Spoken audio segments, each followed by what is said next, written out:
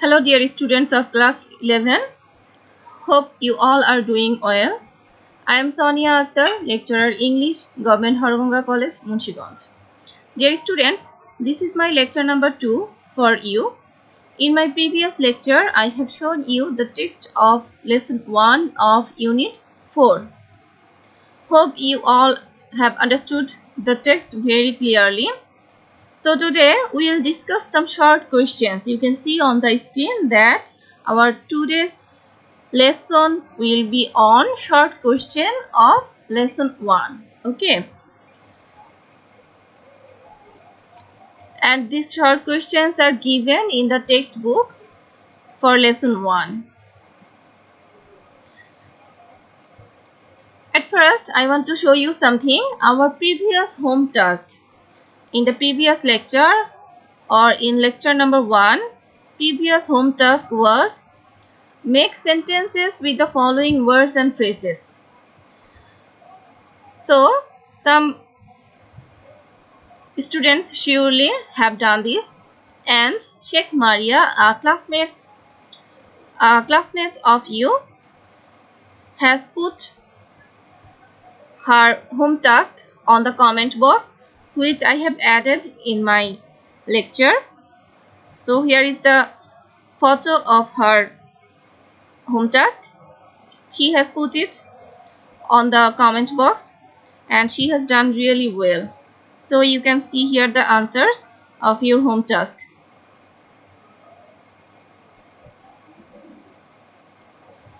Our today's task, these questions, and this is the exercise number 5 of your English for Today book of unit 4 lesson 1. Okay, so these are the questions. There are 5 questions I have taken. Question number A: where do you see the difference between other human organs and the brain? Question number B: what is the difference between a computer and the brain? So the meaning of question number A: human organ, অন্যান্য যে organs আছে মানে শরীরের অন্যান্য যে অঙ্গ প্রত্যঙ্গ আছে তার সাথে ব্রেনের মস্তিষ্কের পার্থক্য কোথায়? এটা হচ্ছে question number A. Question number 2 এর অর্থ হচ্ছে কম্পিউটার এবং মানব মস্তিষ্কের পার্থক্য কি? Question number C: what is a CPU? CPU কি? What are its functions? এর কার্যক্রম কি? What are the main challenges facing a driver? Question number D এর অর্থ হচ্ছে একজন ড্রাইভার, একজন চালক কি ধরনের সমস্যার সম্মুখীন হয়? Number E: how is a racing circuit different from a public road? Racing circuit কিভাবে পাবলিক রোড থেকে ভিন্ন, বা রেসিং সার্কিট এবং পাবলিক রোডের পার্থক্য কোথায়? I want to say something for you all, because I have seen the students give the answer of these short questions from the passage same to same. They just copy the sentences of the passage as answer of these short questions. অধিকাংশ ছাত্রছাত্রী কি করে এই short কোয়েশ্চেনের উত্তর লেখার জন্য যে প্যাসেজটি দেয়া থাকে সেই প্যাসেজ থেকে যেখানে উত্তরটা দেয়া থাকে যেই লাইনে তার আগের কয়েকটা লাইন তার পরের কয়েকটা লাইন হুবহু উঠিয়ে দেয়। এতে করে কি হয়, প্রশ্নের উত্তরের মান কমে যায়। হয়তো বা তার উত্তর ওই লাইনগুলোতে আছে, কিন্তু তার নিজস্ব প্রতিভা এখানে দেখা যায় না, বা সে যে বুঝতে পেরেছে সে নিজের ভাষায় কোনো কিছুই লিখে না। এতে করে কি হয়, তার নাম্বার কমে যায়। সো তোমরা এটা করবে না, তোমরা নিজের মতো করে উত্তরটা লিখবে। তুমি যা বুঝেছো টেক্সট পড়ে সেভাবে উত্তরটা লিখবে। যতটুকু সম্ভব টেক্সটকে তো ফলো করবেই, কিন্তু উত্তরটা প্রশ্ন থেকে শুরু করে গুছিয়ে লেখার চেষ্টা করবে, এবং প্রশ্নের উত্তরের সাথে যেন অন্য কোনো প্রশ্নের উত্তর চলে না আসে। যেমন তোমরা আগের কয়েকটা লাইন বা পরের কয়েকটা লাইন মিলিয়ে দেওয়ার কারণে কি হয়, এখানে অনেক লেখা চলে আসে যা প্রশ্নের সাথে প্রাসঙ্গিক নয়, অপ্রাসঙ্গিক লেখাও চলে আসে। সেটা তোমরা করবে না।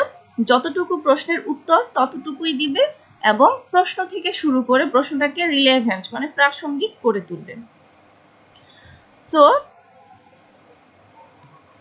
this is the first question and this is the answer of this first question. তো আমাদের প্রথম প্রশ্নটি ছিল, where do you see the difference between other human organs and the brain? যে অন্যান্য অঙ্গপ্রত্যঙ্গের সাথে মস্তিষ্কের পার্থক্য কোথায়? So this is the answer. আমি দেখো এখান থেকে শুরু করেছি, the difference between other human organs and the brain.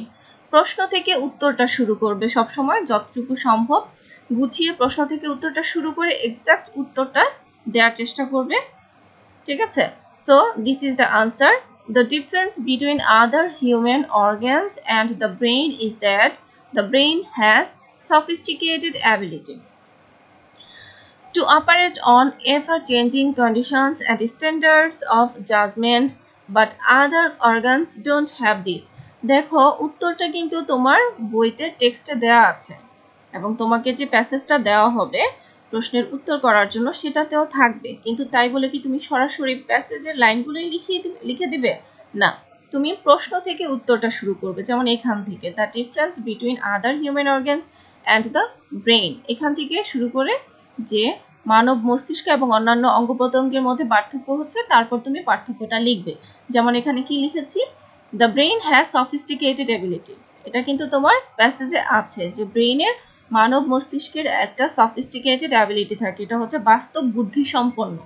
হ্যাঁ, to operate on ever changing conditions, যে কোনো পরিবর্তিত পরিস্থিতিকে এটা অপারেট করতে পারে। And standards of judgement, but other organs don't have this, এবং এটার বিবেচনার জন্য কিছু স্ট্যান্ডার্ড রয়েছে যেটার উপর ভিত্তি করে মানব মস্তিষ্ক যে কোনো পরিস্থিতিতে তাল মিলিয়ে চলতে পারে।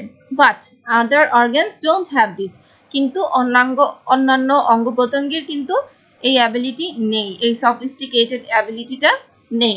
So this is the difference, এখানে সুন্দর করে গুছিয়ে লেখা হয়েছে, ঠিক আছে? তো হুবহু প্যাসেজ থেকে না উঠিয়ে তুমি যা বুঝেছো সেটাকে গুছিয়ে লেখার চেষ্টা করবে, আর খেয়াল রাখবে যেন স্পেলিং এবং গ্রামাটিক্যালি কোনো ভুল না থাকে, ঠিক আছে? So the next one, look at this. This is the second question.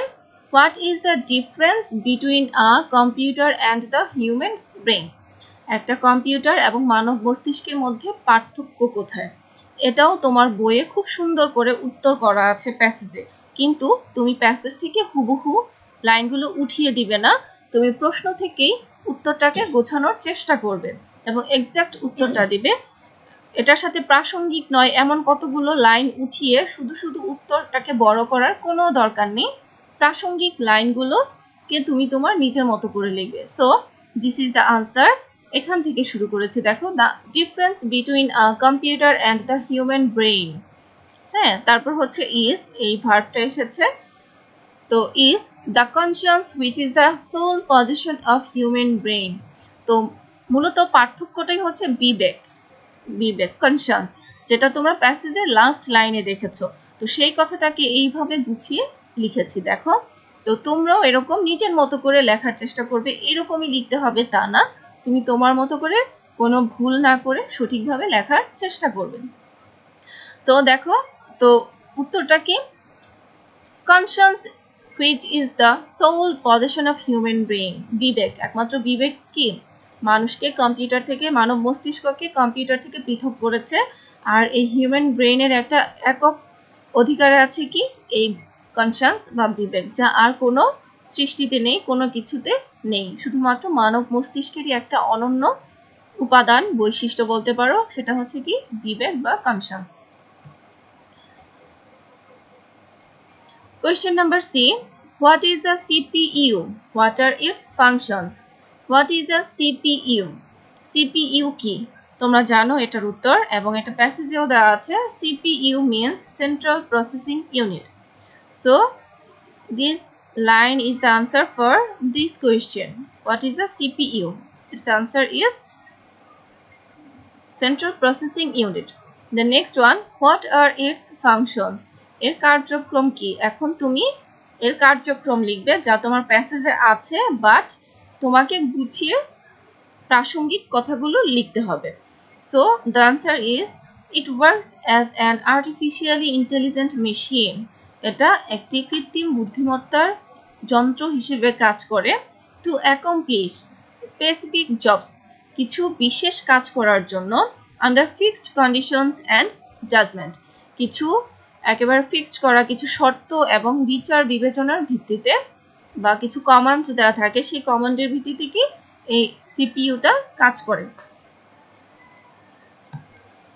Question number D. What are the main challenges facing a driver? একজন ড্রাইভার বা একজন চালক কি কি চ্যালেঞ্জের সম্মুখীন হয় গাড়ি চালানোর সময়? So the answer is the main challenges facing a driver has to face are to encounter unexpected behaviors from any vehicles and pedestrians.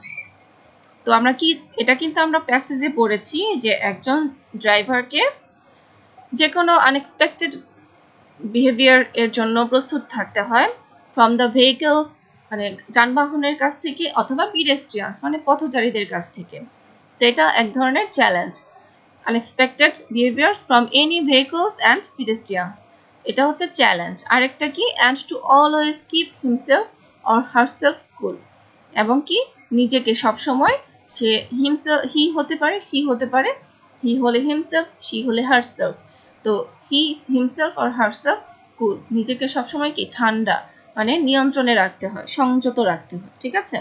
So this is the answer for this question. The next one and the last one is how is a racing circuit different from a public road? একটা racing circuit কিভাবে public road থেকে ভিন্ন, বা racing সার্কিটের সাথে public রোডের পার্থক্য কোথায়? So the answer is a racing circuit is different from a public road, as a public road is a usual street or highway made for used by general, but a racing circuit is a special type of track solely used for motor race.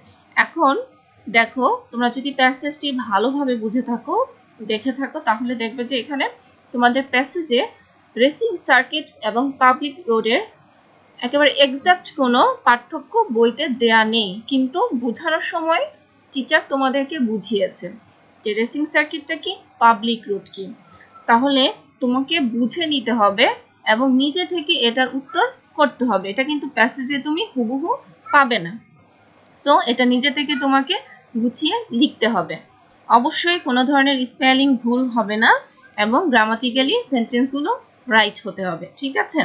So the answer is a racing circuit is different from a public road. এখান থেকে a racing circuit is different from a public road, as a public road is a usual street. Public roadটা কি একটা usual street or highway, একটা সাধারণ একটা রাস্তা বা highway. Public রোডগুলো হচ্ছে একটা সাধারণ রাস্তা বা হাইওয়ে, সাধারণত গাড়ি চলাচল করে, মানুষজন চলাচল করে। Made for used by general মানে সাধারণভাবে ব্যবহার করার জন্য ইউজুয়ালি রোডগুলোকে আমরা ব্যবহার করে থাকি, এগুলো হচ্ছে পাবলিক রোড। বাট আর racing circuit is a special type of track, কিন্তু রেসিং সার্কিটগুলো হচ্ছে কি স্পেশালি একটা উদ্দেশ্য নিয়ে তৈরি করা হয়, solely used for motor race মানে গাড়িগুলোর প্রতিযোগিতার জন্য অ্যাকচুয়ালি এই রেসিং সার্কিটটা তৈরি করা হয়। তাহলে কি পাবলিক রোডগুলো হচ্ছে ইউজুয়ালি যান চলাচল এবং মানুষের চলাচলের জন্য ব্যবহারের জন্য তৈরি করা হয়, আর রেসিং সার্কিটটা একটা নির্দিষ্ট উদ্দেশ্য নিয়ে, বিশেষ কোনো উদ্দেশ্য নিয়ে বা মোটর গাড়ির বা গাড়ির প্রতিযোগিতার জন্য রেসিং সার্কিটগুলো তৈরি করা হয়। So this is the difference between racing circuit and public road. Hopefully you have understood very clearly. Now the home task. So this is the home task for you, which is also given in your EFT book. EFT means English for Today book. So this is the exercise number 6 in your book. Do you think the bus and truck drivers of our highways maintain traffic discipline? তুমি কি মনে করো যে আমাদের দেশের বাস এবং truck ড্রাইভারেরা হাইওয়েতে traffic discipline মেনে চলে? What are the reasons of road accidents in our country? আমাদের দেশে সড়ক দুর্ঘটনার কারণগুলো কি কি? Write your answer within 200 words. তোমার উত্তর 200 ওয়ার্ডের মধ্যে লেখো। যদিও তোমার বইয়ে 500 ওয়ার্ডের ছিল, আমি সেটাকে কমিয়ে 200 ওয়ার্ড দিয়েছি, যাতে করে কেউ চাইলে কমেন্টস বক্সে তোমার উত্তরটা লিখতে পারো। So, dear students, hopefully you have understood the answer of the questions, and I hope you all will try to write these 200 words. What are the reasons of road accidents in our country? Okay, and of course I hope some students will put their answer on the comment box, and you will inspire others. Everybody will inspire others to do their home task and put it on the comment box. Okay, so dear students, thank you all. Stay home, stay safe. See you in the next class. Okay, bye.